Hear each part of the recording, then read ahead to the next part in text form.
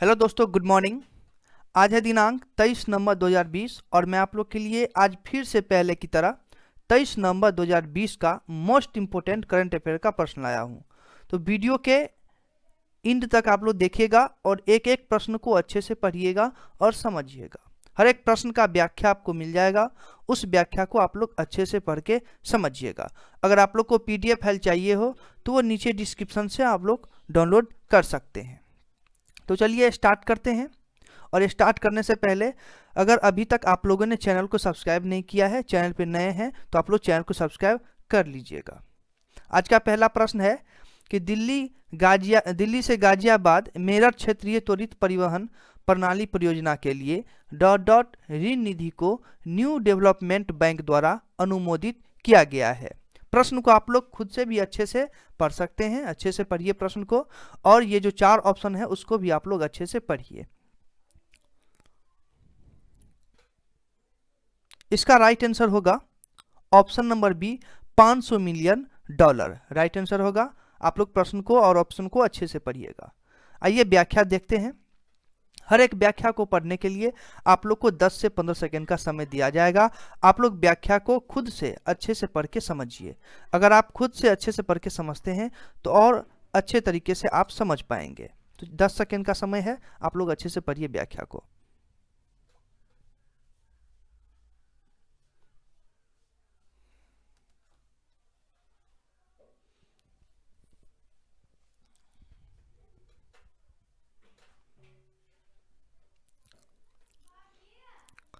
अगला प्रश्न है कि राष्ट्रीय नवजात सप्ताह किस तिथि से किस तिथि तक मनाया जाता है। प्रश्न को रिपीट कर रहा हूं कि राष्ट्रीय नवजात सप्ताह किस तिथि से किस तिथि तक मनाया जाता है। इसका राइट आंसर होगा ऑप्शन नंबर बी, 15 नवंबर से 21 नवंबर तक। राष्ट्रीय नवजात सप्ताह 15 नवंबर से 21 नवंबर तक मनाया जाता है। तो याद रखिएगा आप सभी।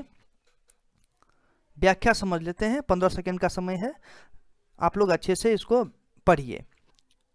अगर आप लोग को लगता है कि व्याख्या के लिए समय थोड़ा कम है तो आप लोग वीडियो को स्टॉप करके भी इसको पढ़ सकते हैं।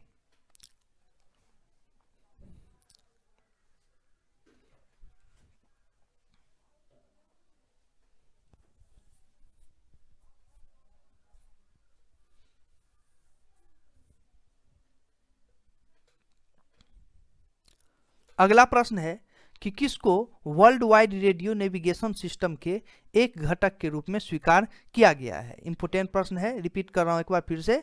किसको world wide radio navigation system के एक घटक के रूप में स्वीकार किया गया है।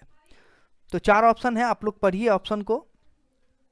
इसका राइट आंसर होगा ऑप्शन नंबर बी, IRNSS। व्याख्या आप लोग समझ लीजिए,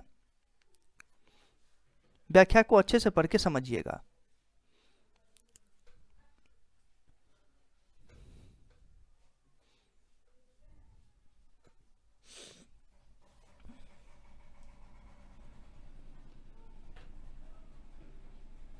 व्याख्या को अच्छे से पढ़ के अगर आप समझेंगे तो आप किसी भी एग्जाम में, अगर आप कोई भी एग्जाम देने के लिए आते हैं तो आपको कोई भी वहाँ पे परेशानी नहीं होगी। तो व्याख्या आप लोग अच्छे से पढ़ के जरूर समझिएगा। अगला प्रश्न है कि राष्ट्रपति रामनाथ कोविंद ने ... देश से परिचय पत्र स्वीकार किए हैं। इंपोर्टेंट प्रश्न है कि राष्ट्रपति रामनाथ कोविंद ने किस देश से परिचय पत्र स्वीकार किए हैं। इसका राइट आंसर होगा ऑप्शन नंबर सी, तजाकिस्तान। याद रखिएगा आप सभी। प्रश्न और उसके ऑप्शन में जो भी कंफ्यूजन होता है व्याख्या में आपको सारा दूर हो जाएगा। व्याख्या अच्छे से पढ़िए आप सभी।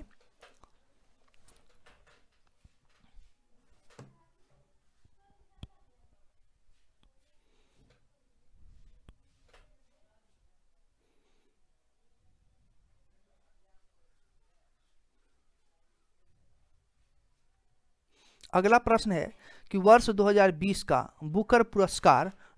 ने अपने पहले उपन्यास सुगी बैन के लिए जीता है। प्रश्न को अच्छे से पढ़िए आप सभी कि वर्ष 2020 का बुकर पुरस्कार ... ने अपने पहले उपन्यास सुगी बैन के लिए जीता है। ऑप्शन को अच्छे से पढ़िए। इसका राइट आंसर होगा option number B, Douglas Stuart. व्याख्या आप लोग अच्छे से पढ़िए इसको। 15 सेकेंड का समय है आपके पास।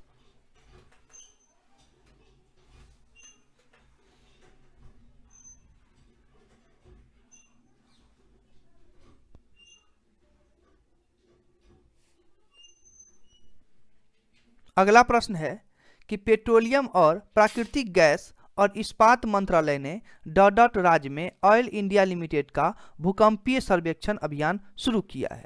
प्रश्न के बाद फिर से रिपीट कर रहा हूं कि पेट्रोलियम और प्राकृतिक गैस और इस्पात मंत्रालय ने किस राज्य में ऑयल इंडिया लिमिटेड का भूकंपीय सर्वेक्षण अभियान शुरू किया है। तो 4 राज्य का नाम है।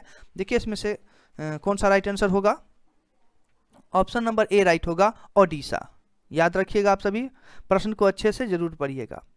व्याख्या के लिए 10 सेकेंड है, आप लोग अच्छे से व्याख्या को पढ़िए।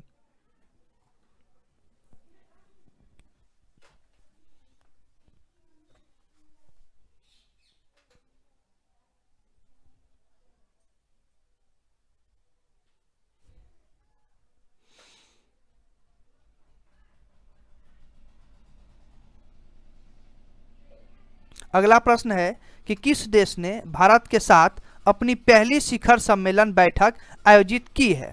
प्रश्न मैं फिर से रिपीट कर रहा हूं कि किस देश ने भारत के साथ अपनी पहली शिखर सम्मेलन बैठक आयोजित की है। तो इसका राइट आंसर होगा ऑप्शन नंबर डी, लक्समबर्ग इसका राइट आंसर होगा। आइए इसका व्याख्या देखते हैं। 10 सेकेंड का समय है, आप लोग व्याख्या को अच्छे से पढ़िए।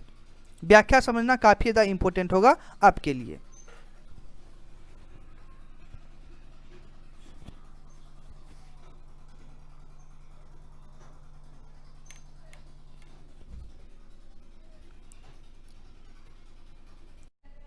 अगला प्रश्न है कि विश्व मत्स्य पालन दिवस डॉट को मनाया जाता है। इंपॉर्टेंट प्रश्न है कि विश्व मत्स्य पालन दिवस जो है सो किस दिन यानी किस तारीख को मनाया जाता है। तो इसका राइट आंसर होगा ऑप्शन नंबर बी, 21 नवंबर को। विश्व मत्स्य पालन दिवस 21 नवंबर को मनाया जाता है, आप लोग याद रखिएगा। व्याख्या है 15 सेकेंड का समय है आपके पास। व्याख्या को आप लोग अच्छे से पढ़ के जरूर समझिएगा। व्याख्या समझना काफी ज़्यादा इंपॉर्टेंट होगा आपके लिए।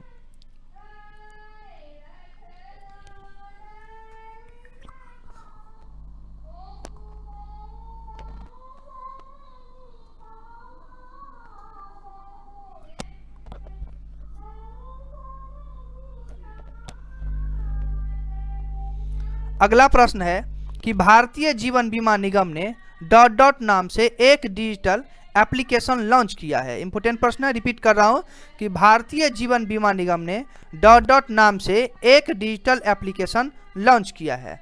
राइट आंसर होगा ऑप्शन नंबर बी, आनंदा। याद रखिएगा, ये इंपॉर्टेंट व्याख्या है। आप लोग 10 सेकेंड का समय है आपके पास, आप लोग अच्छे से इस व्याख्या को पढ़ के बढ़िया से समझिए।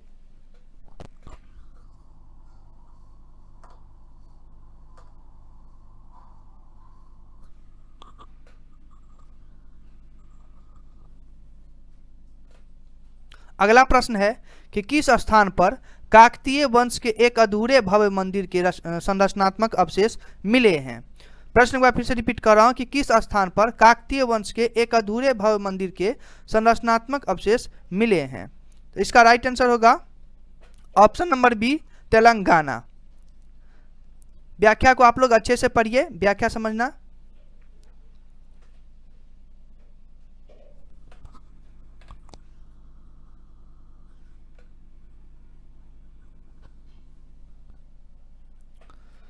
तो आज के लिए बस इतना ही। आज के वीडियो में कुल 10 प्रश्न थे, वो भी इम्पोर्टेंट प्रश्न थे करंट अफेयर के।